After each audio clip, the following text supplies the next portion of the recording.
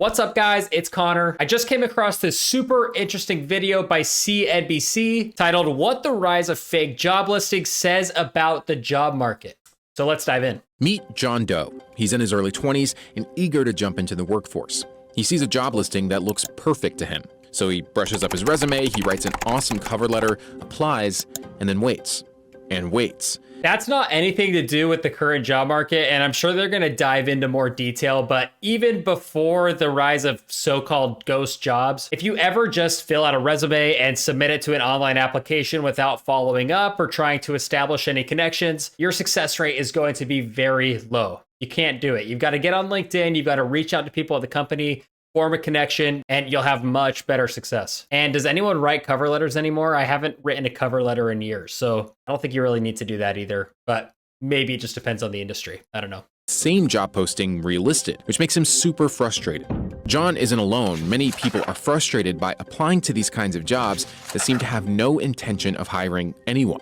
If you are in the position of trying to find a new job, of course you don't want to waste your time applying for these ghost jobs. But it turns out all those open job postings that you see online might not even be real. Ghost jobs are a phenomenon that have existed for a long time, but they've come to light much more in recent years, and they've become much more of a significant issue in the job market. Yeah, and I didn't share my last thought because I'm trying to excuse these fake applications. If companies are posting jobs that don't exist, then that's not okay. Let's not waste people's time. 4 in 10 companies posted fake job listings in 2024, and 3 in 10 are currently advertising for a role that isn't real, according to a May survey from Resume Builder. Ghost jobs are actually not scams. They're from real companies, but they are openings that don't actually exist. That company is not actually hiring for that role at this moment in time. They might be interested in hiring for that role in the future, or maybe they were hiring for it, but due to budget cuts, those roles were closed or put on hold. And I can kind of understand that. Like, I can understand how you have an opening for a role and maybe you like forget to take it down and you take it down late. But I guess I don't think that would explain why there's such a rise in these kind of fake job applications. Yeah, I think companies just kind of want to keep their doors open, but it does suck. Yeah. This is a pretty worrying development because it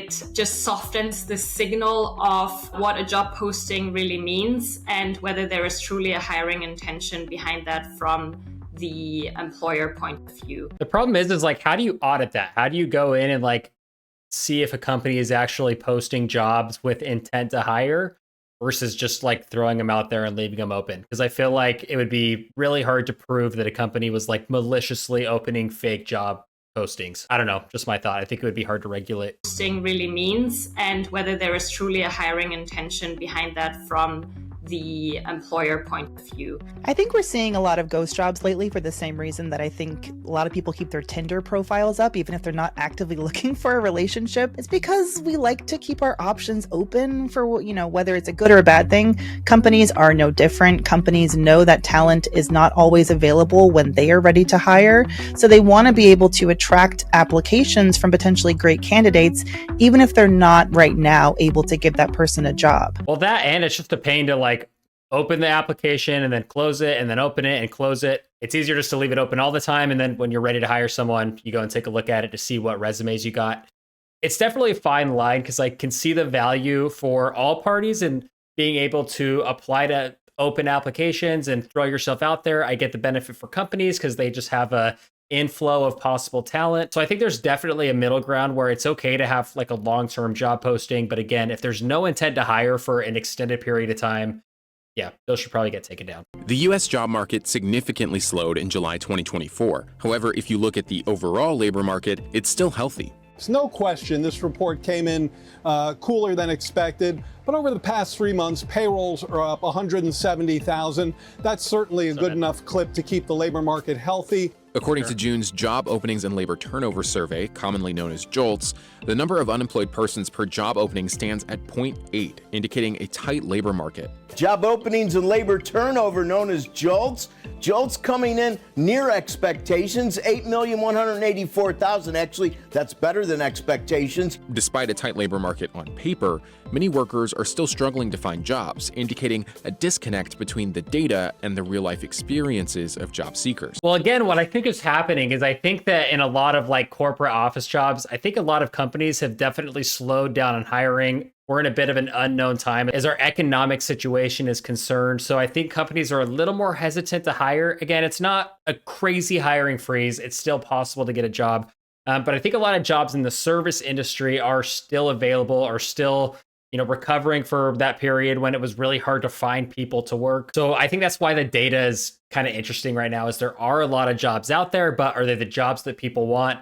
Maybe not. And the other thing is that you should hit that subscribe button. We're just starting out the second reaction channel, so I would really appreciate any support you can give, and it will also help you stay up to date on my latest videos. So subscribe. The rise of ghost jobs is muddying the jobs report. It's making it harder for the Fed to make decisions and understand what the labor market looks like.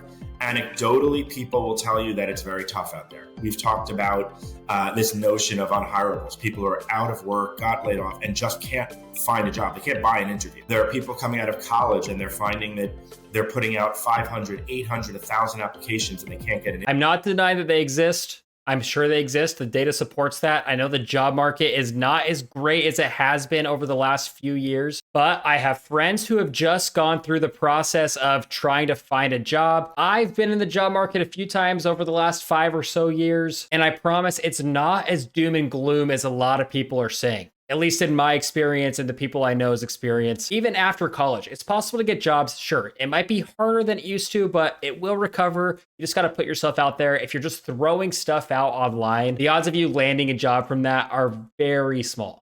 I would push back against that a little bit, because JOLTS specifically asks employers to report only jobs that they could fill within the next 30 days. Most ghost jobs, that is, jobs that employers don't intend to fill that soon or ever, either intentionally or by mistake, most of those shouldn't appear in JOLTS at all. The Bureau of Labor Statistics stated that the JOLTS program doesn't use job listings for estimating job openings. While familiar with the term ghost jobs, the program believes it does not have any data related to the phenomenon.